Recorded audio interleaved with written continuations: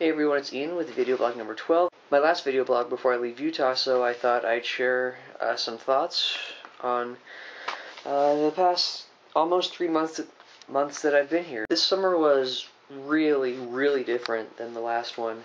I was an intern at an opera festival on the opposite side of the state as where I worked last year. I made a lot less money, but at least I had my own car. In Cedar City, the theaters were just 2 blocks from where I lived. I had no car, but everywhere I needed to go was in reasonable biking distance. Now, though, having the car allowed me to take a few trips. We had a camping trip in Green Canyon. There was my Napoleon Dynamite pilgrimage to Preston.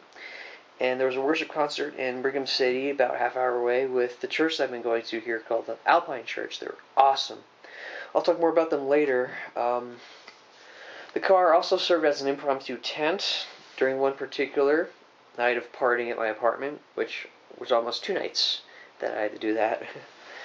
My job duties were a lot different than at Shakespeare. I describe the duties of a scenic intern as cheap labor for finished carpentry and painting and show running. A lot of what I learned here was stuff I'd forgotten over 5 years of not working in a scene shop. One truly new thing that stands out to me is to pre-drill holes in my wood when I'm building like a wall or something. That would have saved me so much time, frustration, and prevented me from stripping a lot of screws. Because all 4 shows' builds were in the same shop, and they all played in the same venue, I rarely had much opportunity to work on one single project for very long before I was being tasked with something else. As a result, I felt rushed, out of focus, and unable to predict what would come next. There wasn't a whole lot of really good communication, I think. As a result, I felt rushed, out of focus. I need more direction than what I had here. My boss rarely gave me a full set of plans for stuff I worked on. He would often give me a sketch on loose paper or even a board or a scrap of wood. He's like, okay, build this with these dimensions, blah, blah, blah, blah, blah. And basically, since I have so much stuff to do, I'll give you the details later. But for now, just go and do this. My brain doesn't work like that. It runs on lists like syllabi, study guides, recipes, instruction manuals, that kind of stuff. That's how my brain just functions when I do stuff. I thrive on organization, direction, and planning. And I believe that this company, or at least my tech director, needs to improve upon. So, the work atmosphere was one of disorganization and relearning. I did find my coworkers easy to work with, but that brings me to another point. My shyness and fluctuating introversion and general awkwardness kept me from making very close connections with anyone. Often when I did find something in common with someone, it seemed to feel inconsequential. I don't believe I really got to know anyone, nor did anyone really get to know me. I know I'm not the most amicable person, nor the kind who loves to sit around and drink, especially after a long day of work. But once in a while I do like to, go and drink on the stoop and whatnot with people. I just felt disconnected and out of the loop from a lot of things and people. I know being alone in my room so much didn't help things, but at social times I was a tumbleweed. Like a wallflower, the tumbleweed doesn't socialize much. However, instead of keeping to the edges of the area, a tumbleweed drifts around looking for conversations to join or common ground to find. Frequently fails as it can't latch on to anything. The wind of social connection blows it around the area, only stopping when the tumbleweed just leaves. I can't just be more social. There's no button to press or switch to flip. I have to learn it, just like so many other behaviors and processes. You can't expect someone to know how to swim on the deep water if they haven't swum there much. Treading water only gets you so far. You either learn to deal with the deeper water, find more shallow water to swim in, or sink.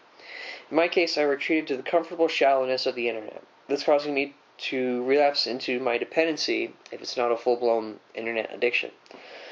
And don't get me started on drinking. I drink in moderation, not to get drunk.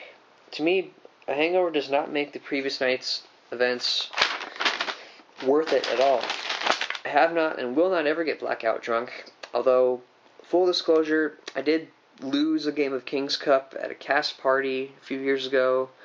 Passed out on the couch for a couple hours, but I suspect that late night tiredness had a hand in it too, because we had just finished a show and it was really late and I was tired. So there you go.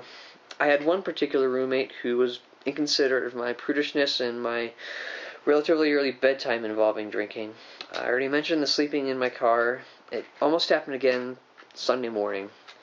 I didn't want to repeat what happened before, so I waited it out in my room, anguished and desperate to get some sleep. Judging by the time on my phone's clock when the music and noise finally stopped, the party ended at 4:38 a.m., after which I got maybe 2 hours of genuine sleep. I just can't fit into this drinking culture, which isn't exclusive to people in the arts.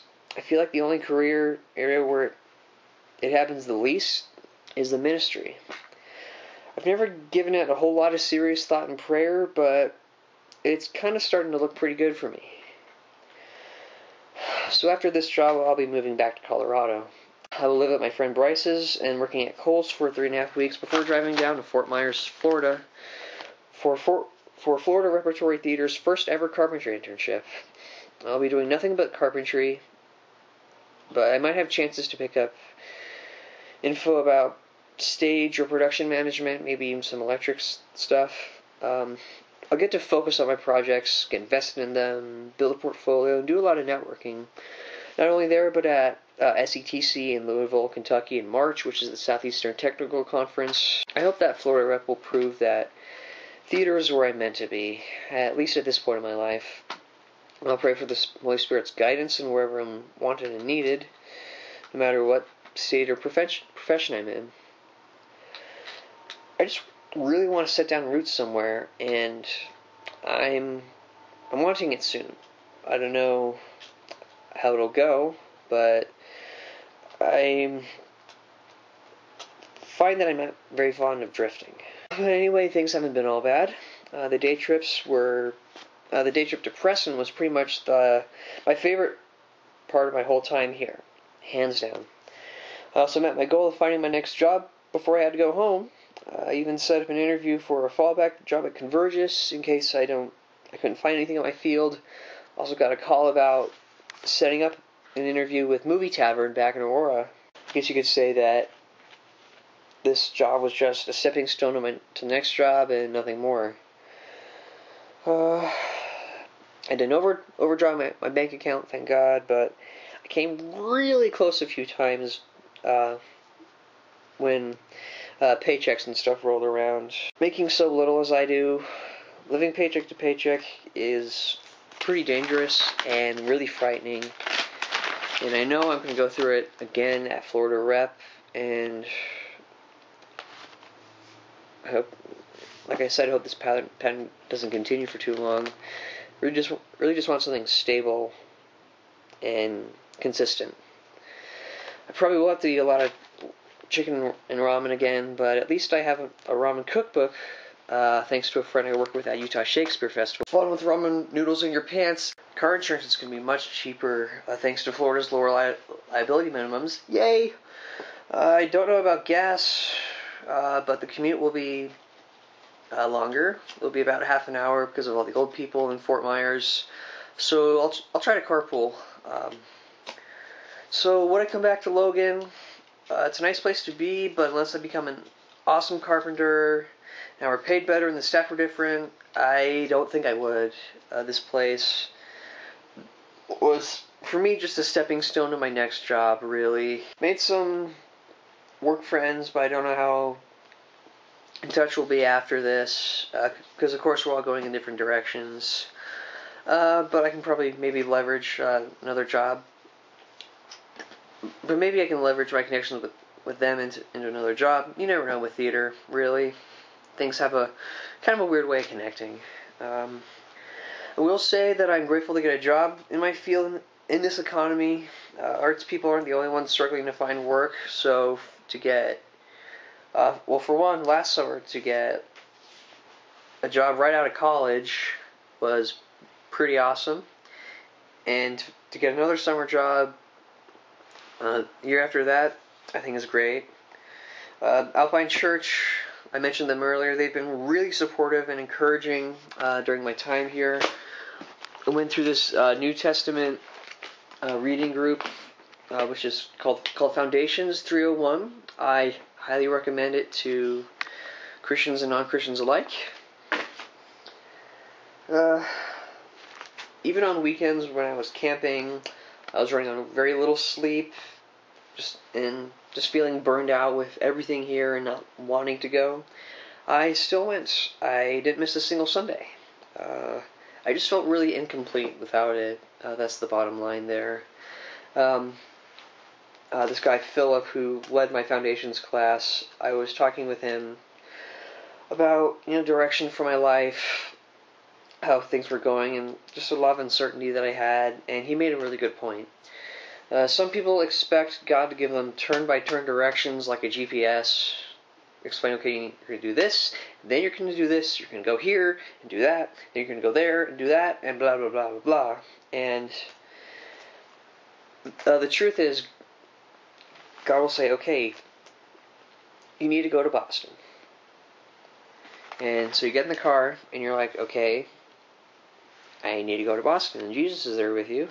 And he said, dude, what are you waiting for? I'm like, I don't know how to go to Boston. He says, well, go east. Just start going, and I'll direct you.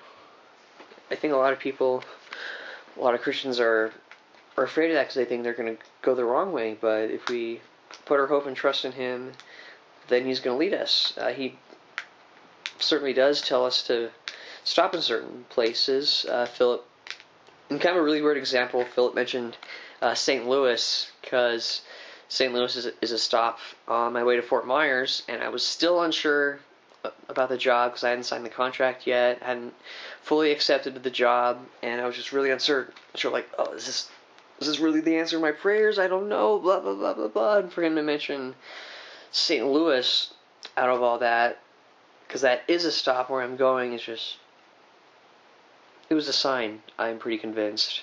So to conclude this entry, it's been a difficult summer for me, but I made it through alive, obviously. No broken parts, although I did go to work med once because I hit part of my lower torso pretty hard. I wasn't sure if anything's broken, so I went just to be sure, and it was just a bump, a contusion. Nothing broken, so yay. Got a clear view of my future. I know there's a whole lot I could be doing better, but I'm looking forward to the next chapter of my life. I'm so excited for this job. Can't wait to get back to Colorado and see all my friends and my family. I also can't wait to go on my road trip to Florida, pass through Kansas City and St. Louis and Atlanta along the way, hopefully meet a few friends along the way. It's going to be awesome.